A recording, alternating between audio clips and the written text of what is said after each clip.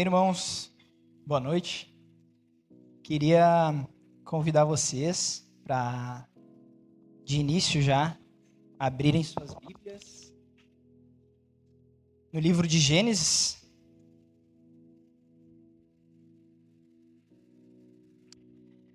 Livro de Gênesis, capítulo 45. A gente vai ler os versos de 5 a 8. A gente vai ter também outras leituras da palavra de Deus hoje, mas a gente vai se ater mais a esses 4 versículos. Diz assim a palavra de Deus em Gênesis, capítulo 45, versos 5 a 8.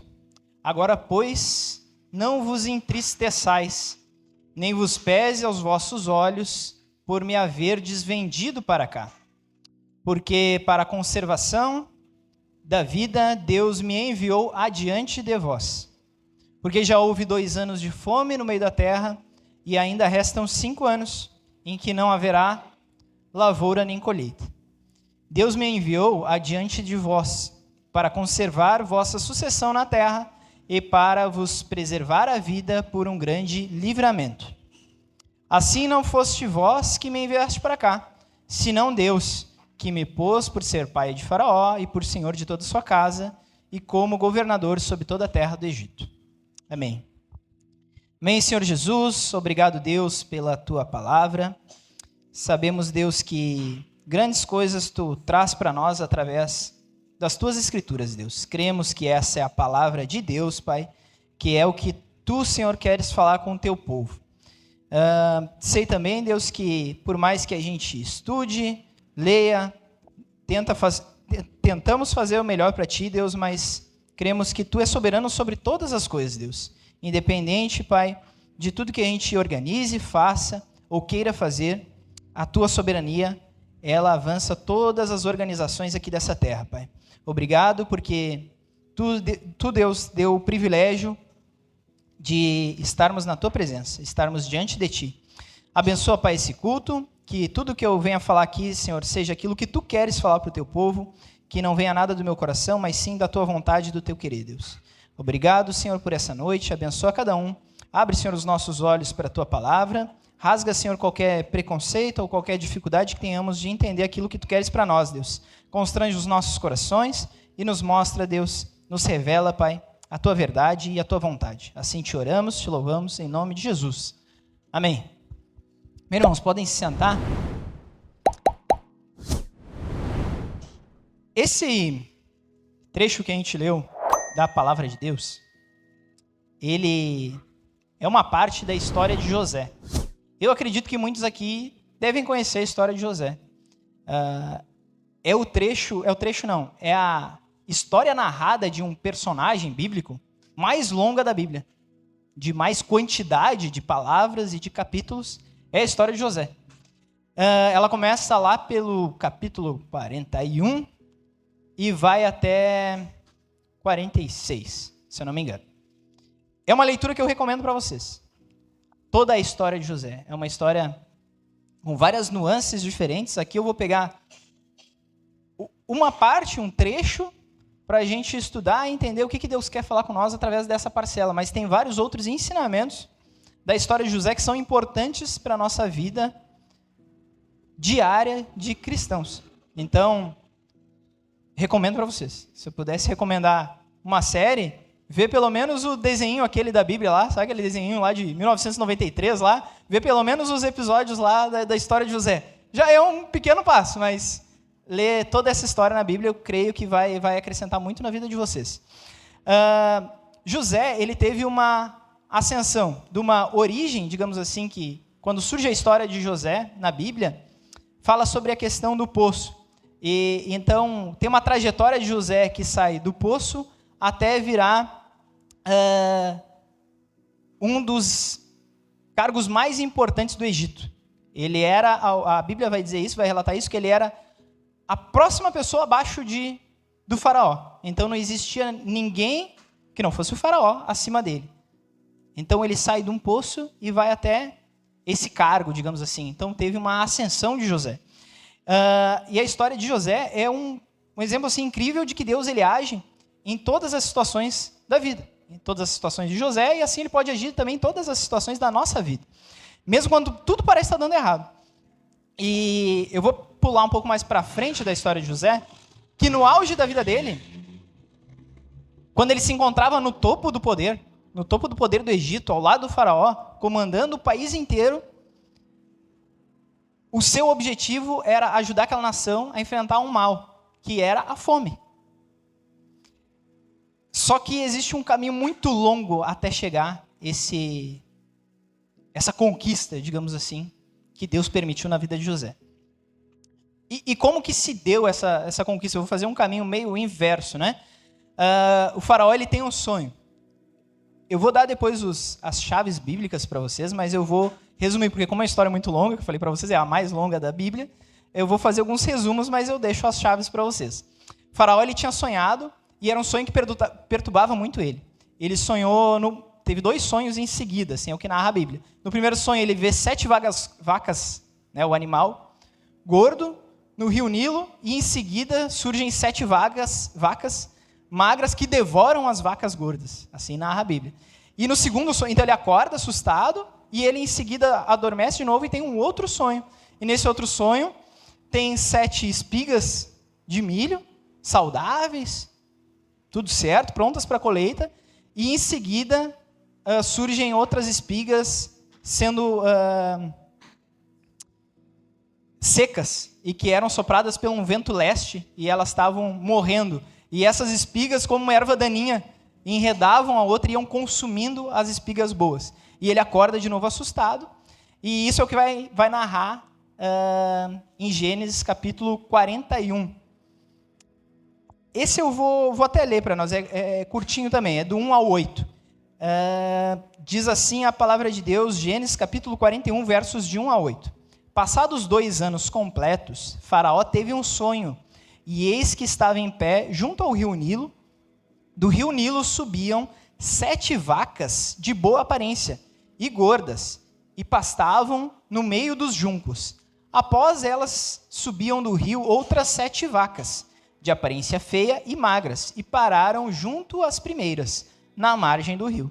As vacas de aparência feia e magras engoliam as vacas de boa aparência e gordas. Então o faraó acordou. Tornando a dormir, sonhou outra vez. De uma só haste saíam 7 espigas cheias e boas, e após elas nasciam 7 espigas mirradas e queimadas pelo vento leste.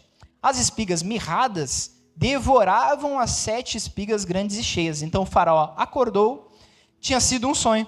De manhã ao despertar, muito perturbado, mandou chamar todos os magos do Egito e todos os seus sábios. Contou-lhes os seus sonhos, mas não havia ninguém que pudesse dar a interpretação.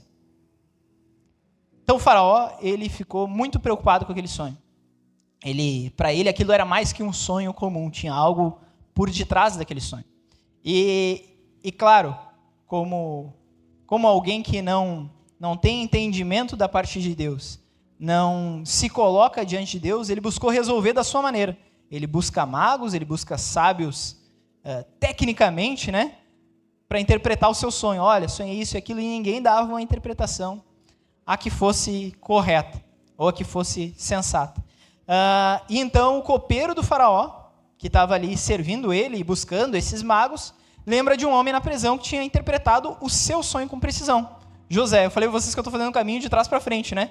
Então a gente está lá com o faraó, com esse problema do sonho, então ele fala com o copeiro, e o copeiro vendo aquele desespero por interpretar o sonho, o copeiro lembra de José. O José que foi traído. Como que José foi parar na prisão? Que o copeiro conhecia ele. Eu vou resumir de novo esse panorama da história. José estava servindo a Potifar, e a esposa de Potifar deu em cima dele. Queria seduzir ele, e ele não aceitou. Ele saiu, e nessa saída, a mulher de Potifar agarra o manto dele e rasga a roupa dele. E nesse rasgar a roupa dele, ela grita e faz um escândalo, e está me agarrando, e ele abusou de mim e tal, e ele vai preso. E na prisão, e a Bíblia tem um capítulo inteiro que não fala mais de José, até esse momento que o copeiro fala, tem uma pessoa que interpreta sonhos. Então, o que dá a entender aqui? José ficou bastante tempo na prisão, até ser lembrado assim, tem o José lá, aquele cara. Então, ele sofreu muito tempo preso. Claro, teve momentos que ele também melhorou as condições dele na cadeia, porque também a Bíblia vai narrar que ele, entre os presos, ele achou graça diante dos olhos desse carcereiro. Então, o carcereiro dá algumas condições para ele cuidar dos presos. Então, ele sempre administrava com zelo, ele sempre servia, independente da situação que ele estava, ele servia com zelo como se fosse para o Senhor. Mesmo sendo um presidiário, mesmo quando ele era importante na casa de Potifar, mesmo quando a esposa de Potifar tenta seduzir ele ainda assim ele não é um servo fiel e justo, e tenta ser não, ele acaba sendo o mais correto possível nas situações que é colocado. Então, José é tirado da cadeia, o faraó permite que tire ele e leve até lá para interpretar o sonho do faraó, e com muita humildade ele chega para o faraó, ele podia usar desse dom que ele tinha de interpretação de sonhos para querer algo em troca, mas ele humildemente chega e diz, não sou eu que interpreto, porque é Deus que fala através de mim. O que eu faço aqui é simplesmente ser usado por Deus. Então ele, após falar isso, ou seja, ele chega lá para o faraó, ele ainda prega para o faraó, para depois interpretar o sonho, né? Ele diz, não sou eu, é Deus. É um Deus que é muito maior que tudo que tem nessa terra, e eu vou interpretar por ele. É ele que me permite isso. Então José explica que os sonhos significavam 7 anos de abundância, seguido por 7 anos de fome. E ele também sugere para o faraó que armazenasse comida durante esses anos bons, porque depois, nos anos ruins, eles iam ter que gerir esses recursos, né? Esse estoque, de alguma maneira que não tivesse fome. Isso vai narrar em Gênesis, capítulo 41, do 33 ao 36. Impressionado por essa sabedoria de José, então o faraó nomeia ele como governador de todo o Egito, que é o final lá, né? Então, que eu comentei lá no começo. Encarregando ele, então, de administrar essa coleta de alimentos. José, que tinha sido um escravo e prisioneiro, agora é o segundo homem mais poderoso do país.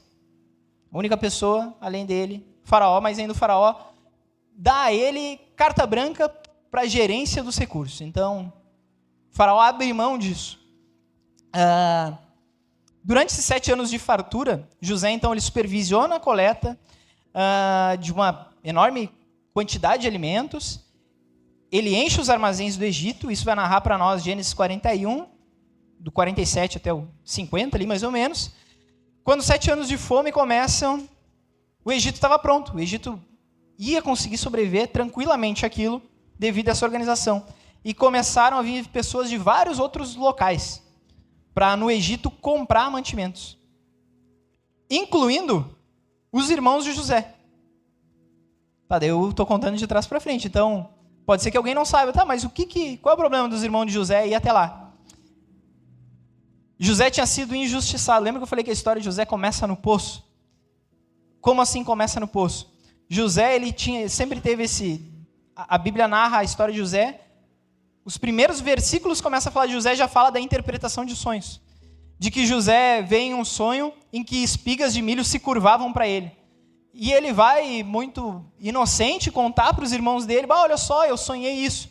Só que ele é um dos irmãos mais novos, então ele não era o primogênito, ele não deveria ter vantagens frente aos outros irmãos para com o pai deles. Mas o pai deles, de alguma maneira, dava vantagens. Diz na Bíblia que ele era querido aos olhos de seu pai, que o seu pai dava algumas tarefas para ele fazer que não dava para os seus irmãos. Então, os irmãos já tinham meio que uma certa rusga, e ele chega ainda com esse sonho, os irmãos brigam com ele. Não, mas como assim? Tu está dizendo que a gente vai se curvar a ti? Justo tu? Não, deveria ser outro dos irmãos. E começam ali a cada vez brigar mais com ele e confabular contra ele. Até o momento que eles decidem até por matar José, mas um dos irmãos diz que não deveriam sujar as mãos de sangue, mas decidem então jogar ele no poço. Depois de jogar ele no poço, então, olha só, José ele já sofre desde o momento que ele interpreta um sonho humildemente e de uma maneira inocente, ele já sofre a dúvida de seus irmãos e a desconfiança de seus irmãos. Os irmãos decidem matar ele. Um só deles se levanta dizendo que não podem matar, mas jogam ele no poço, ele fica num poço. Então, tipo assim, foi salvo, não vou ser morto. Não, mas vai ser jogado no poço. E daí ele pensa, tá, vou ficar no poço até morrer. Já é ruim. Não, mas eles decidem ainda por piorar essa situação. Que é o quê? Vender ele como escravo. Que o escravo, daí ele tinha algumas possibilidades como escravo. Não ter benefício nenhum e ser o pior dos escravos, ir para um senhor muito ruim que só colocasse ele a trabalhar e ser açoitado e morto. Então ele sai de uma condição que já era ruim para outra que poderia ser pior. E nessa ida, ele acaba indo para a casa de Potifar. Ele é comprado por aquele reinado e ele é levado para a casa de Potifar. E ele começa a se destacar como servo, mesmo uma situação ruim de ser um escravo, né? E daí existe a palavra doulos, que Paulo também vai falar nessa palavra, doulos, que é o escravo. Só que daí é engraçado que Paulo, lá depois no Novo Testamento, ele usa essa palavra, mas para expressar que nós somos escravos de Cristo. Ou seja, Cristo nos comprou com o seu próprio sangue para nos dar a vida eterna. Mas a gente acaba por ser escravo de Cristo nessa caminhada cristã. Mas a gente acaba sendo escravo do melhor dos senhores. Que na verdade ele está, vou usar essa palavra, mas está nos escravizando para uma vida eterna. É um paradoxo muito engraçado, assim, mas... E que se a gente decidisse, não, mas eu quero servir muito bem esse Senhor para ser querido aos olhos dele e que ele me queira. Esse é um grande problema, porque não tem nada que a gente possa fazer que a gente possa ser querido aos olhos do Senhor. Deus, na verdade, ele que nos resgata mediante a graça dele. Ele nos resgata sem a gente merecer. A gente nunca mereceria ser resgatado por Jesus. A gente nunca mereceria ser um escravo de Jesus. Mas Deus é que nos resgata e nos permite que isso aconteça. E já José nos dá o exemplo de que, tendo esse conhecimento, mesmo que aqui na terra a gente passe por uma vida não tão confortável, e cá entre nós, a nossa vida hoje é muito mais confortável do que de alguém que foi jogado num poço e vendido como escravo. Mas mesmo que fosse essa a nossa situação, deveríamos servir para com os outros da mesma maneira que serviríamos para com o Senhor. Com a maior excelência possível, independente da situação. E na casa de Potifar, então, ele se destaca rapidamente, por causa da integridade dele, habilidades, e ele é colocado, então, como administrador de Potifar. Lembra que eu estou contando essa história de trás para frente? Então, Potifar é um dos servos, ele é um cargo de gerência, né, de organização de pessoas, mas abaixo ainda do faraó, ele não está tão perto assim do faraó. E daí é o momento que ele sofre injustiça lá, que eu já falei, com a mulher de Potifar, e ela acaba tramando para que ele seja aprisionado. Mas daí mesmo na prisão, Deus continua com José, ele é colocado à frente desses prisioneiros, e na prisão, então, ele tem a oportunidade de interpretar um sonho, é o que vai narrar em Gênesis 40, o sonho daí do copeiro e do padeiro de Faraó, e o que daí 2 anos depois, né, que foi o que eu comecei lá, a primeira parte dessa história, que 2 anos depois, Faraó traz ele para interpretar os sonhos. Então esse foi um resumo meio longo, mas um resumo da história de José. A história de José, ela destaca várias nuances, mas a que eu queria atentar com vocês é de que Deus ele é soberano em cada detalhe da nossa vida. Deus ele está no controle de todos os acontecimentos, sejam eles bons ou ruins. Para cumprir não a nossa vontade, não nosso querer, não o querer da igreja, muitas vezes também. Pode ser que sim, pode ser que não. Mas o que Deus ele quer é atingir os propósitos dele. Que muitas vezes aos nossos olhos a gente não vai entender. A gente não vai conseguir descrever. Muitas pessoas, principalmente do mundo, vão dizer que mas o que de bom está acontecendo aí que eu não consigo enxergar, não tem nada palpável.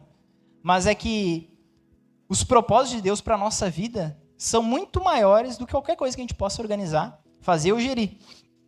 João Calvino, ele diz que os homens não podem mover sequer um dedo sem que Deus permita. Então, quando a gente acha que a gente está fazendo alguma coisa, é porque Deus permitiu com que a gente fizesse essa tal coisa.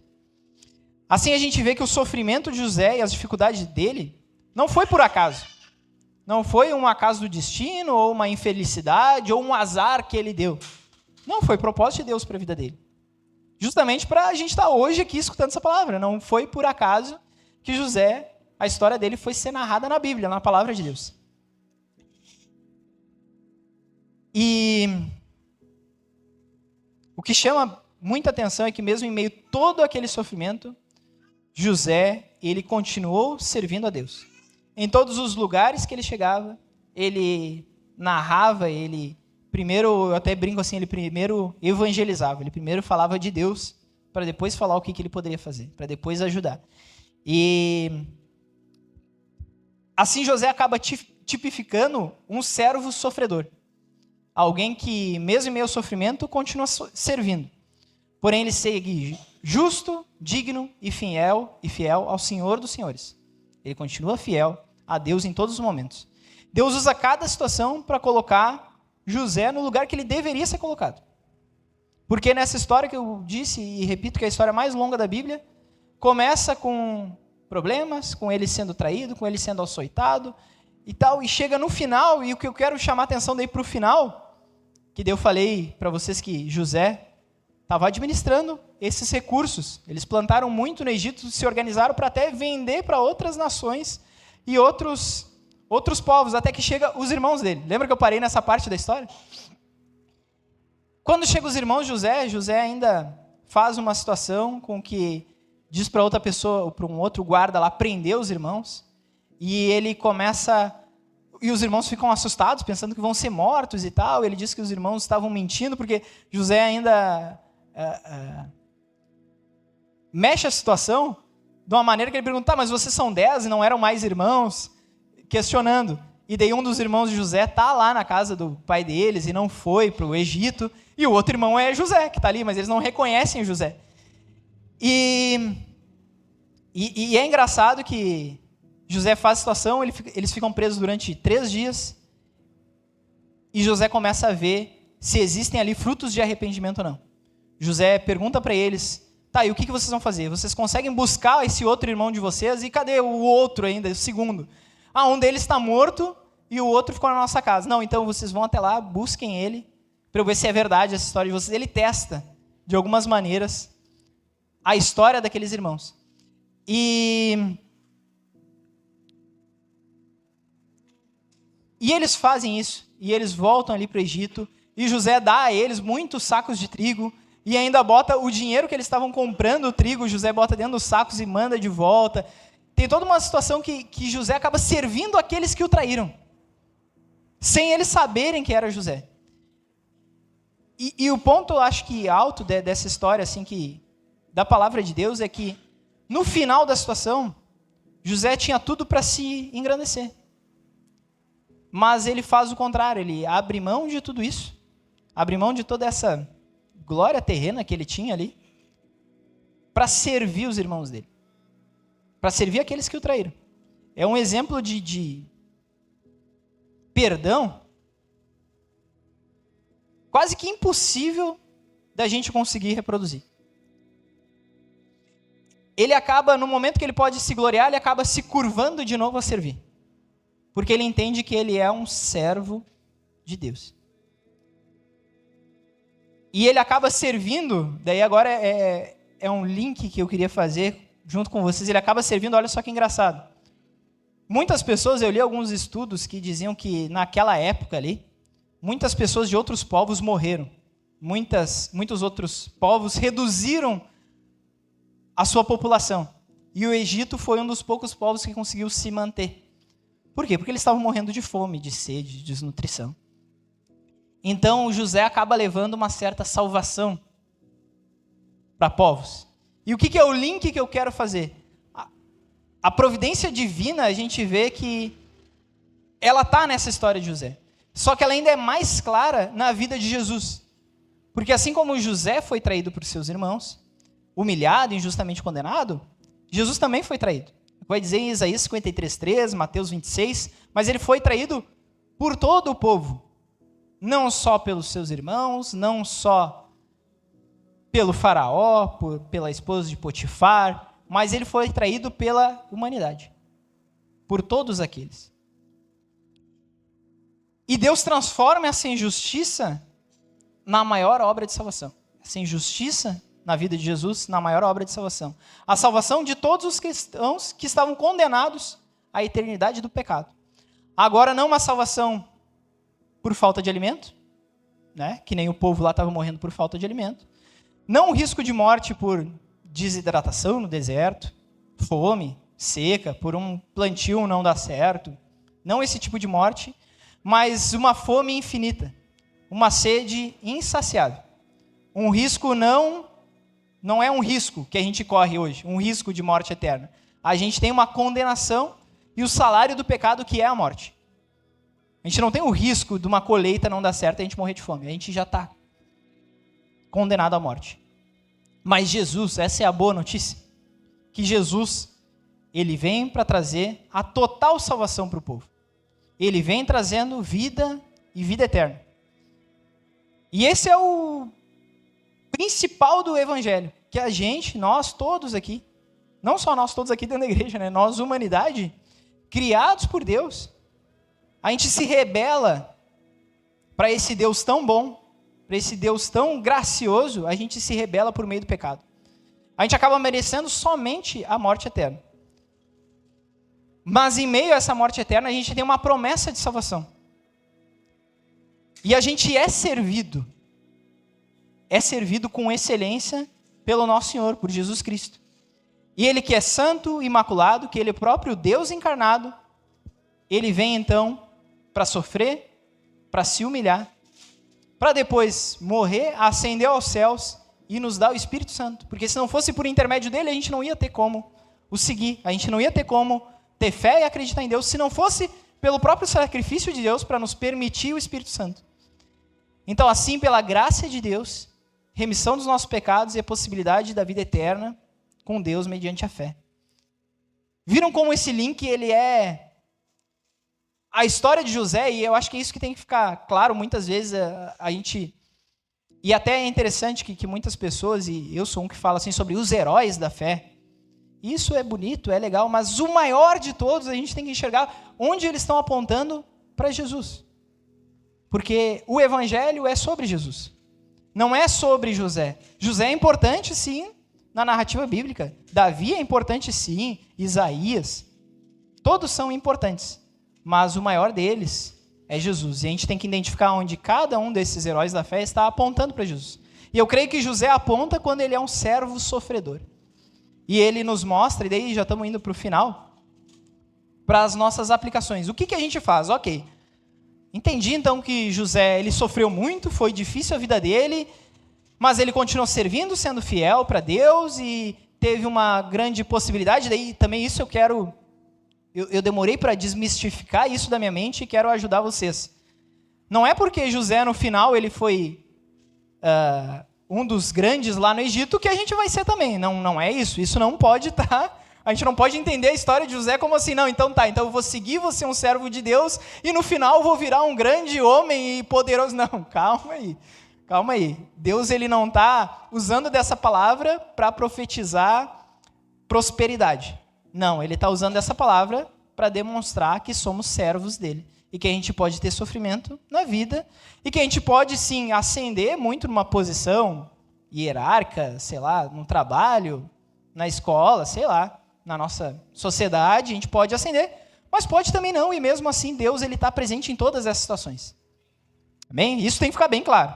E eu muitas vezes aprendi com uma teologia da prosperidade, que vai lá, ora, Deus é bom e Ele vai te abençoar com grandes coisas. Não é por aí. Então, as nossas aplicações. Primeira delas, confiança em Deus em todas as circunstâncias. A vida de José, então, nos ensina a confiar em Deus, mesmo nas piores situações. Assim como José foi levado do poço ao palácio, podemos confiar que Deus está trabalhando, mesmo quando não entendemos o que está acontecendo. Provérbios 3, 5, 6 vai dizer assim: confie no Senhor de todo o seu coração e não se apoie no seu próprio entendimento. Reconheça o Senhor em todos os seus caminhos e Ele endireitará as suas veredas.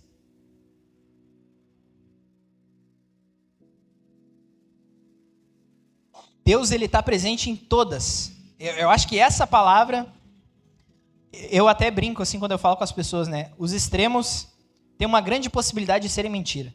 Quando eu falo assim, vou usar a Jéssica de exemplo, que é minha esposa, né? Amor, eu vou fazer café da manhã para ti todo dia. Bah, primeiro que eu nunca acordo antes, já começa por aí. Pronto. Eu vou, sei lá, dar banho na Esther todo dia.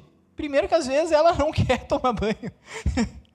Então, o todos e o nunca, os extremos sempre são passíveis de mentira. Mas quando é da palavra de Deus, quando vem da boca de Deus, e Ele diz assim para nós, no provérbio que a gente acabou de ler: confie no Senhor de todo o seu coração. Reconheça o Senhor em todos os seus caminhos. Deus é que está confirmando isso. Não sou eu, não é José, não é o faraó, não é Potifar. É Deus que está falando isso para mim e para ti.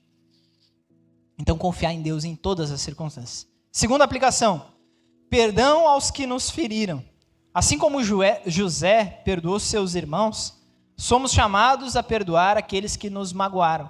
O perdão nos liberta e reflete o amor de Deus. Perdoem como o Senhor lhes perdoou. A palavra de Deus em Colossenses capítulo 3, 13 vai dizer assim: suportem-se uns aos outros e perdoem-se mutuamente. Caso alguém tenha motivo de queixa contra outra pessoa, assim como o Senhor perdoou vocês, perdoem também uns aos outros. Perdão, ele demonstra que Deus opera em nossa vida. Tem uma grande diferença, um abismo de diferença entre desculpa e perdão. Desculpa o mundo dá para todas as coisas que acontecem aí fora. Mas o perdão, ele requer um coração contrito e ele requer Deus trabalhando na situação. O perdão verdadeiro, o perdão que liberta tanto quem está pedindo perdão, tanto quem está sendo perdoado, é somente Deus que pode libertar totalmente dessa maneira.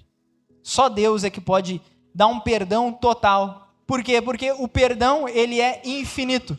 E o único que pode suprir um buraco infinito que tem no meu coração, vamos supor que eu estou magoado com alguém, o único que vai suprir esse buraco infinito no meu coração, não é o irmão, se ele me agradar, se ele fizer qualquer coisa, se ele der a melhor das justificativas por ter me magoado. Não é ele que vai conseguir suprir esse buraco infinito do meu coração. Só Jesus consegue suprir esse buraco infinito. Se eu for o que afrontei, o que fui o causador dessa mágoa, não tem nada que eu possa fazer que eu compre o perdão genuíno de uma pessoa. Não existe nada nesse mundo. Nada nesse mundo que eu possa fazer para comprar o perdão de um irmão, de uma pessoa. A única maneira de eu realmente me libertar desse peso de o irmão está me olhando, eu estou sendo prejudicado, ou eu nunca vou ganhar confiança de novo, esses pensamentos nunca vão sair da minha cabeça se eu não colocar diante de Deus, porque só Deus vai conseguir tirar uma culpa que é infinita. Então, o perdão, José também nos demonstra nessa história, porque ele perdoa os seus irmãos genuinamente. Aqueles que ainda falaram que ele estava morto, para ele mesmo. Então é algo muito grave, mesmo assim ele perdoa. E o terceiro ponto de aplicação é que a soberania de Deus e o servir, mesmo em meio a dificuldades. Nada na nossa vida acontece sem o controle de Deus. Ok. E assim como José pode ver a mão de Deus em todos os detalhes, em todas as situações, a gente tem que aprender que existe a soberania de Deus nesses detalhes. E se a gente quer glorificar Deus, a gente entendendo então as duas primeiras aplicações de que Deus está em todas as situações e que tudo isso que está acontecendo hoje é obra de Deus, o que eu posso fazer na prática? Nos servir para de alguma maneira apoiar essa obra que é de Deus. Isso que está acontecendo é de Deus e eu quero glorificar Ele. E a maneira de glorificar Deus, lembram que eu falei no momento aqui, no terceiro louvor, que existem várias maneiras da gente responder a essa graça de Deus. É com dízimos e ofertas, é com apoio aos irmãos, é com a comunhão entre nós aqui, entre igreja, visitando, levando uma palavra até um necessitado, levando, sei lá, mantimentos até alguém que não tenha. Mas tu viu que já começa a mudar para uma parte mais de atitude de servir. Então, o servir é uma maneira que reflete que a gente está respondendo ao Evangelho, respondendo à palavra de Deus, é servindo a Ele. Seja na salinha das crianças, seja ali no slide do Data Show, seja aqui ministrando a palavra, tocando louvor, cuidando lá para as crianças não ir correndo nas janelas lá. É uma maneira de servir a Deus. E que a gente possa estar servindo, assim como José serviu, assim como Jesus nos serviu, é quase impossível, né? Só para não usar a palavra impossível, mas Jesus é o único que vai conseguir servir perfeitamente, mas a gente pode sim se inspirar nele e tentar servir o melhor possível para Deus, para glorificá-lo. Porque Deus, ele é glorificado quando a gente serve a ele com excelência. Mesmo que a gente esteja em meio a uma família que não nos apoie, que nos venda como escravo, mesmo que a gente seja injustiçado, mesmo que alguém minta sobre nós, como a esposa lá de Potifar, ou mesmo quando a gente estiver muito bem, triunfando sobre uma nação, que a gente continua servindo a Deus com excelência. Bem, pensando em tudo isso da vida de José, pensando em tudo que a gente passa na nossa vida também, pode ter uma pergunta que ficou na minha mente, ficou na mente da Jéssica, quando eu preguei esse sermão para a Jéssica também. Por quê? Qual o propósito? Por que eu tenho que fazer isso? Não, mas ok, vou dar um exemplo. Gostei da história aí de José, muito bom. Top, show, o cara é brabo. De Jesus, creio, Jesus me salvou, redimiu meus pecados, benção. Deus, ele está em todas as situações. Por que eu tenho que servir? Por que eu tenho que responder dessa maneira, adorando ele? Daí eu quero trazer para vocês que no catecismo, a primeira pergunta responde a isso e a soberania de Deus. A primeira pergunta do catecismo de Westminster diz qual é o fim principal do homem. Ou seja, para que a gente vem para essa terra? O que a gente está fazendo aqui? Qual o propósito? O fim principal do homem é glorificar a Deus e gozá-lo para sempre. Que é o que diz em Romanos 11:36. Pois dele, por ele, para ele, são todas as coisas, a ele seja a glória para sempre. Amém? Bem, irmãos, se a gente entender de hoje esses 3 pontos, eu acho que Deus cumpriu o papel dele. Ele falou muito comigo nessa palavra justamente sobre isso. Confiança em Deus em todas as circunstâncias, perdão aos que nos feriram e a soberania de Deus no serviço. Amém? Vamos orar? Vamos colocar de pé que a gente ora e já vamos para o próximo. Isso, a gente já vem fazer o credo já, daí já. Obrigado, Senhor Jesus, pela Tua palavra, Deus. Obrigado porque cremos, Pai, que Tu és soberano sobre todas as coisas, Deus. Tudo aquilo que acontece, sejam essas coisas boas ou ruins, Pai. Nós Te agradecemos, Pai. Nós entendemos que faz parte de um propósito maior, que a gente aqui nessa terra nunca vai conseguir explicar, Deus. A gente vai tentar aproximar, a gente vai tentar interpretar situações, Deus, mas nunca a gente vai conseguir ser preciso, Deus, porque Tu és soberano sobre todas as coisas, Deus. Tu tem planos muito maiores do que os nossos. Tu tem sonhos, Pai, que a gente não consegue nem sonhar. Claro, Deus, que em meu sofrimento, muitas vezes a gente fica cabisbaixo, a gente é impactado, Deus, sobre as dificuldades, mas ajuda-nos, Deus, a ter uma fé, assim como a de José, de continuar servindo a Ti, independente da situação, Pai. E queremos Te pedir também, Deus, se Tu puderes, Pai, nos dar condições boas, agradáveis, confortáveis, favoráveis. Assim Te pedimos, Deus. Não vamos ser aqui falsos ou hipócritas em dizer que queremos sofrimento, não, Deus. A gente quer sim uma vida tranquila e agradável, Pai. Mas se o sofrimento, ele chegar em algum momento, também nos ajuda, Deus, porque com a força do nosso braço, a gente não vai conseguir enfrentar com sabedoria, com diligência, Pai. e principalmente continuando perseverando nos teus caminhos. Com a força do nosso braço a gente não consegue. Te agradecemos porque tu enviou o Espírito Santo para nós, Deus. E que somente com ele, Deus, a gente consegue perseverar. E não porque a gente quer, mas sim porque tu, Senhor, é gracioso. E tu, Deus, que nos resgata da morte, do pecado, Deus. Muito obrigado, Senhor, pelo teu Filho Jesus, por ter nos libertado desse peso eterno. Obrigado, Deus, por essa palavra, e assim te louvamos, te agradecemos em nome de Jesus. Amém. Amém.